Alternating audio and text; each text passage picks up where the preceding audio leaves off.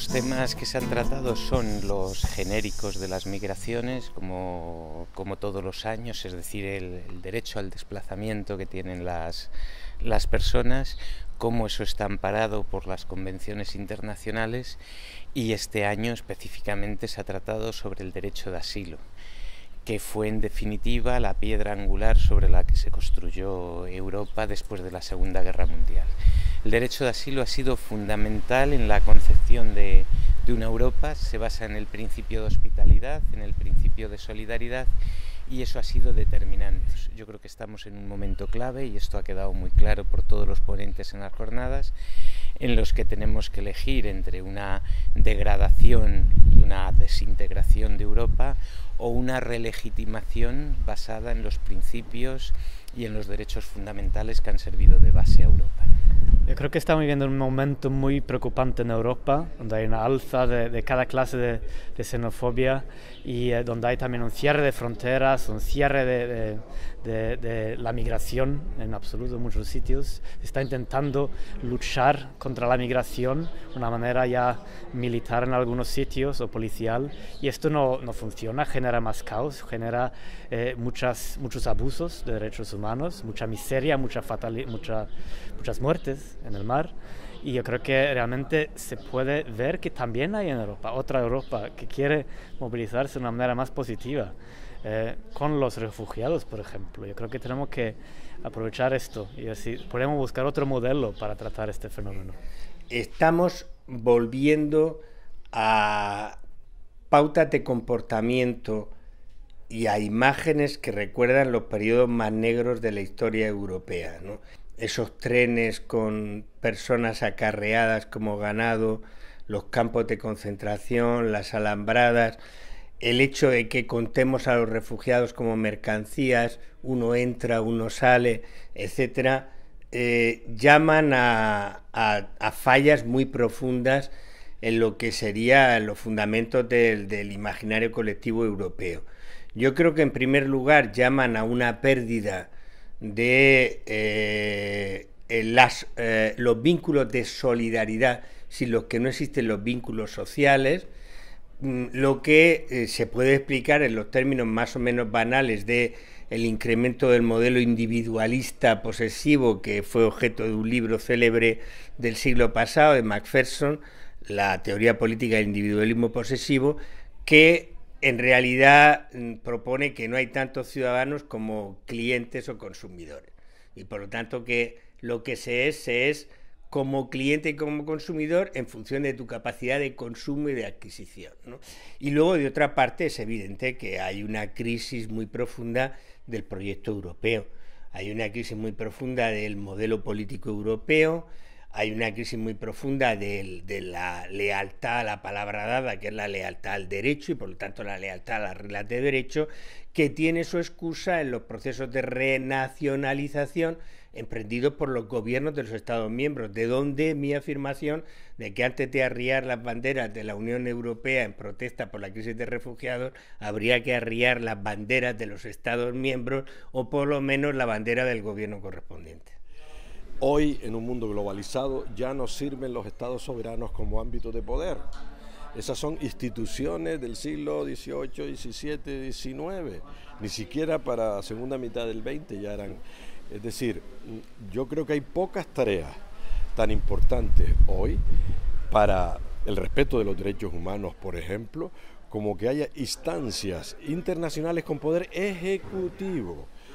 No basta consejos, no basta tribunales, bueno, tribunales sí, con poder real. El único que hay a nivel internacional con algo de gobernanza mundial, algo, es el Tribunal Internacional de Derechos Humanos, que nace cojo por la falta de firma de países como Estados Unidos, como China, etcétera, y de hecho se limita a juzgar dictadores africanos y militares de los Balcanes y poco más, ¿no?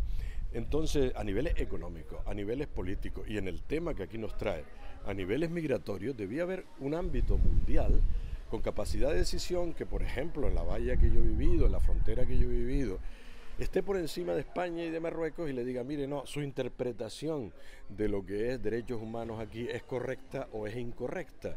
Y además tengo capacidad como organismo internacionalmente reconocido con poder para mandar observadores, para actuar por mi cuenta. Ese organismo siempre tendrá por encima solamente una Asamblea de las Naciones Unidas con poder ejecutivo, que es lo que realmente se ha pedido desde hace años, que un Consejo de Seguridad no sea el último ámbito de las Naciones Unidas, sino sea la Asamblea, lo que decía Miguel Escoto, el que era ministro de Asuntos Exteriores de Nicaragua. Sobran los G20, los G8 y los consejos de seguridad, hace falta el G193. Democracia es un voto por persona, se puede discutir el criterio, pero el poder es mundial y esa Asamblea Mundial tiene un organismo de ejecutivo que está siempre controlado por la Asamblea Mundial. Por supuesto, no quiero ser ilusorio, sé que esto unos cuantos siglos va a durar, es cuestión de siglos, ¿no? Los cambios, tan fuerte sería ese cambio, pero podemos ir ganando espacios.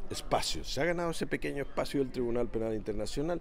¿Por qué no hay un Consejo de Seguridad Económica Mundial, lo mismo que hay un Consejo de Seguridad Política, que ya lo propuso las mismas Naciones Unidas? ¿Por qué no hay un Tribunal Penal Internacional sobre derechos migratorios en un mundo, como decía Manuel Castel, no solo con migraciones, sino en estado de migración? Y son pequeños espacios de gobernanza, pequeños y grandes, de gobernanza mundial que se pueden ir ganando. Eso sí puede ser que no tarde siglos, puede que tarde décadas, pero por ahí es una contradicción el que hablemos de democracia y los poderes soberanos impongan su voluntad sobre las leyes internacionales. Y ya decía un gran amigo que hay pocas tareas tan importantes como democratizar la democracia y hacer en realidad que la vida esté internacionalizada. Se está dando una circunstancia que es curiosa pero es muy interesante. Los gobiernos de la Unión Europea han reaccionado con un acuerdo que mina sus bases de principio. Sin embargo, las sociedades europeas han tenido posiciones y propuestas de acogida interesantísimas. Es decir, hay un distanciamiento entre lo que son las decisiones de gobiernos, de estados europeos y lo que han sido las sociedades europeas, que han demostrado ser muy solidarias. En este sentido, ciudades como Madrid, Barcelona, París, que se están organizando sobre esa base de la solidaridad, del asilo, de la hospitalidad, yo creo que es muy importante. Y eso va a ser determinante para el futuro, esa idea, esa presión social para que se siga manteniendo Europa como un espacio de derechos, de normas jurídicas, va a ser muy importante y yo creo que terminará siendo, porque si no, Europa no va a ser reconocible. Todas las ponencias han girado en torno a este tema, desde el punto de vista jurídico, uno geográfico, antropológico, otro, pero ha sido muy interesante la aportación de Rubén Andersson, un antropólogo sueco que es profesor en la Universidad de Londres, que ha hablado sobre algo que no se trata. Digo que me ha llamado más la atención porque es un tema más extraño, que es lo que supone el negocio de la frontera. Cómo el que se cierren las fronteras está suponiendo un negocio que mueve millones y millones de euros, y eso es una dificultad añadida para intentar dar salidas razonables a problemas de refugio como el que se está planteando en la actualidad, y que son negocios que son mucho más rentables cuanto más selladas y más cortadas están las fronteras. Yo creo que ese es el principal problema: cuando se sella una frontera, cuando se cierra las mafias de los pasantes suben el precio y trasladan el problema por otros lugares, y se hace la ruta más cara y más peligrosa. Bueno, creo que todas las sociedades se basan en migración. Bueno, yo soy de origen sueco, pues muchísimos suecos emigraron en el siglo XIX a Estados Unidos para buscarse otras vidas, cuando ya no había posibilidades en su casa. Igual con los españoles, como sabéis, en otra parte de Europa, todos hemos sido o somos de alguna manera migrantes o de familia de migrantes. Esto no es nada raro, esto es parte de la sociedad humana.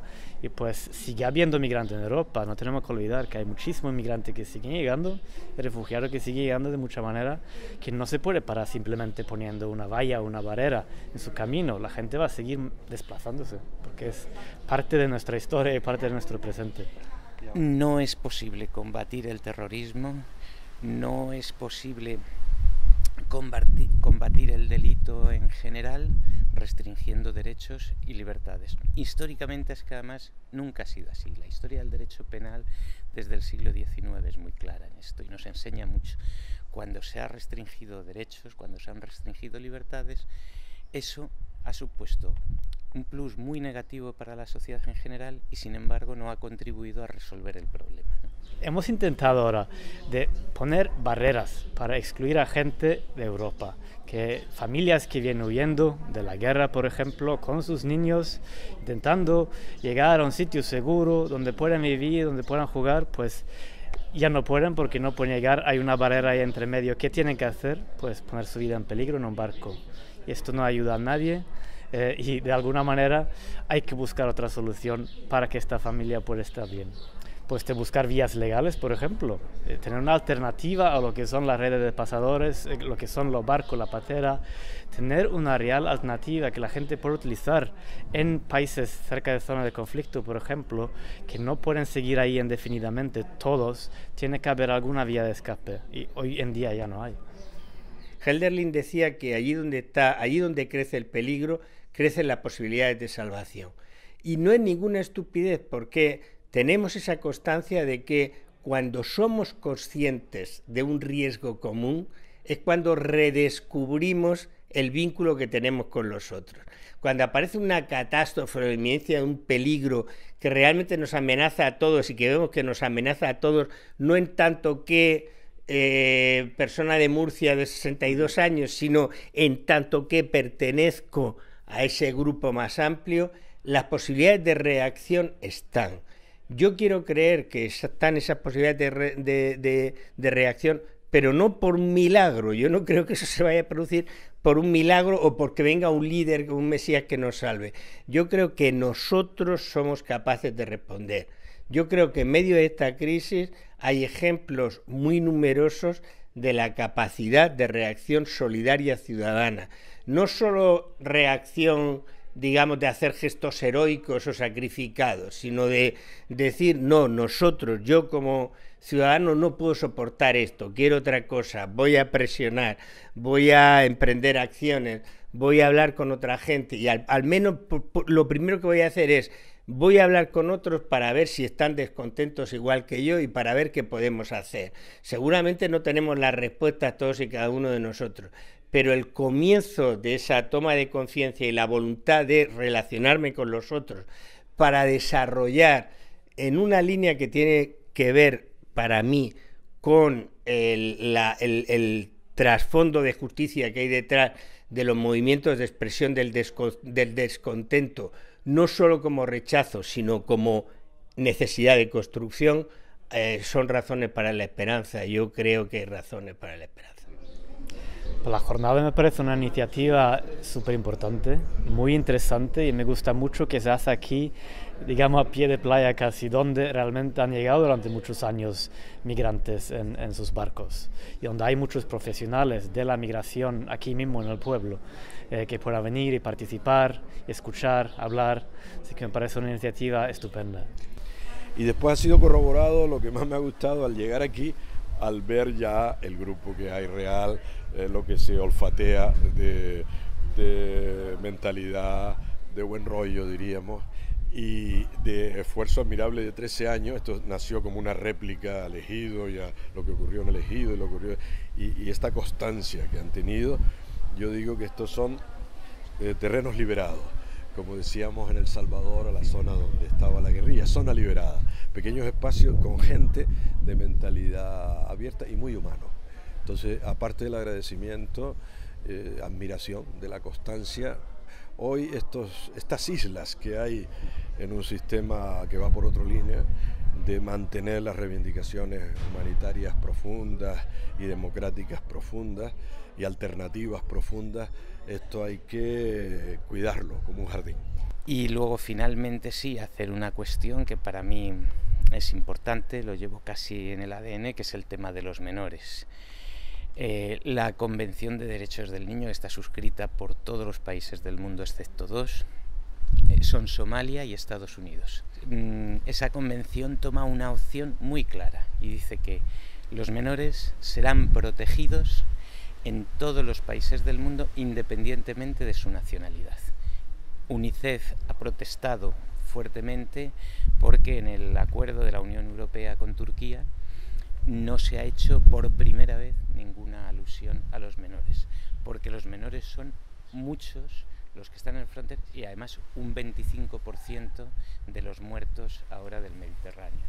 Entonces eso no es soportable. Europa no se puede construir sobre la violación del derecho a la vida de los menores, ¿no? En pro de los derechos humanos diría lo de Luther King, que dijo: los queremos todos y ya.